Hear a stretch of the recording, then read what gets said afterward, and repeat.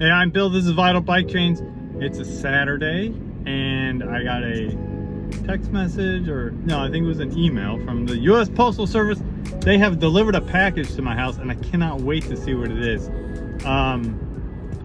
All I know from the message is that it's from Indianapolis, which generally means one thing: it's from Silca. I ordered some endurance chips. It's an additive that you can add to your Silca Secret hot melt. So now you can add a speed chip or an endurance chip or both to your bag of Silca Secret hot melt. And I just wonder, is this sort of a Trojan horse scenario? Maybe Trojan horse is a little too strong of a word. Maybe it's more like Trojan rabbit.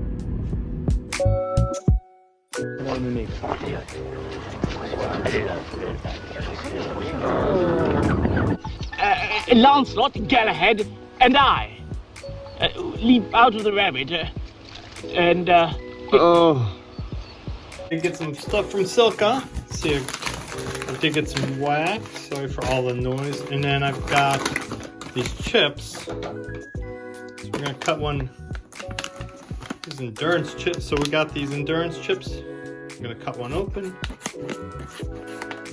And it's 72 grams. So it's not just a little tiny chip. It's quite a significant amount of wax. And it looks kind of like a dog bone or a weird piece of soap. It also has some instructions on the back. Wants you to heat one of these bars. It's not so much a chip.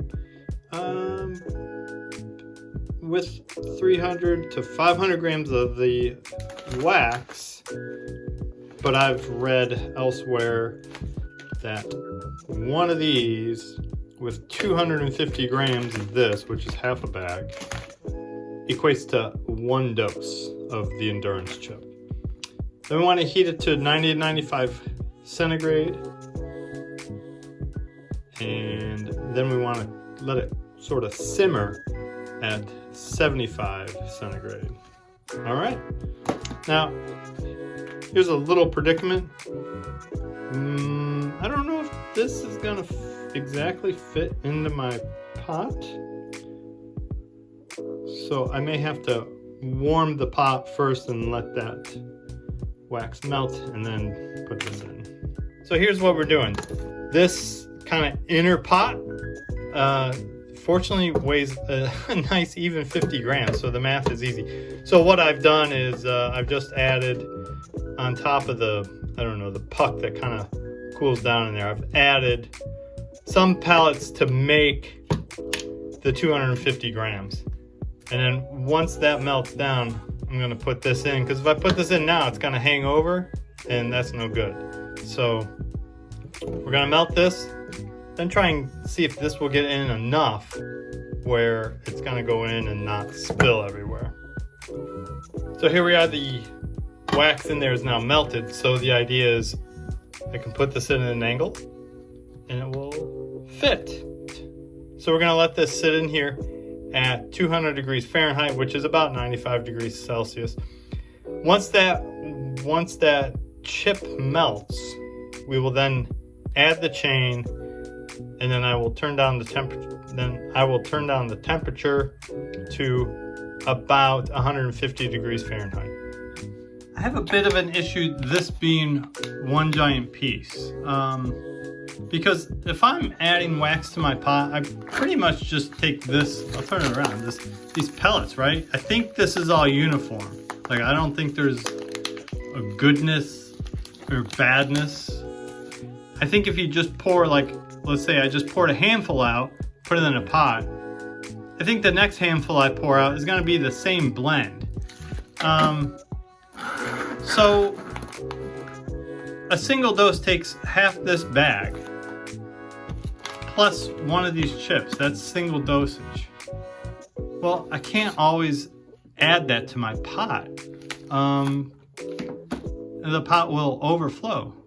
So I need to somehow add, I don't know, I think I probably add maybe 100 grams-ish at a time. So one thought, I have two thoughts. This is what keeps me up at night, for real.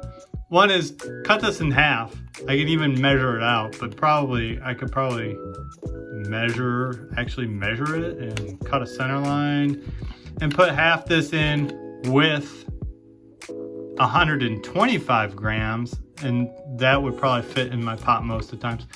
The other idea I had, and this is a question for Silca, is this uniform? Like if I take a little chunk out here and a little chunk out here, is it the same? Like is it the same ingredients?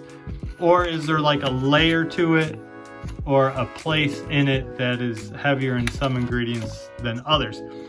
If you look at the speed chip, now this seems pretty uniform to me. However, if you were to, I don't have a speed chip, but if you look at the speed chip, you'll see sort of a top layer and a bottom layer. It looks a little bit like a Reese cup. So you have this giant Reese cup and the top is chocolate, but the bottom is something else, right?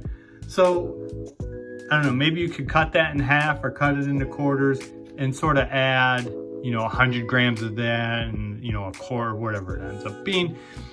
Yeah, so my question is, can I just break this up? One idea is I freeze this and like smash it with a hammer or something.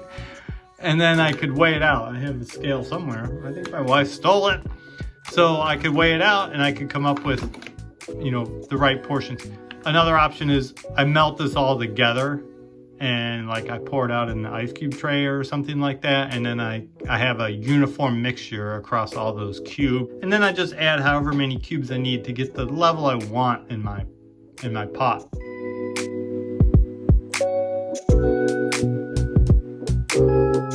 And so here's the finished chain. It has the same tint to it. It has the same sort of fill between the links. If you can see this outer link here, you can sort of see it's sort of webbed inside there. That's all the same with just a traditional wax.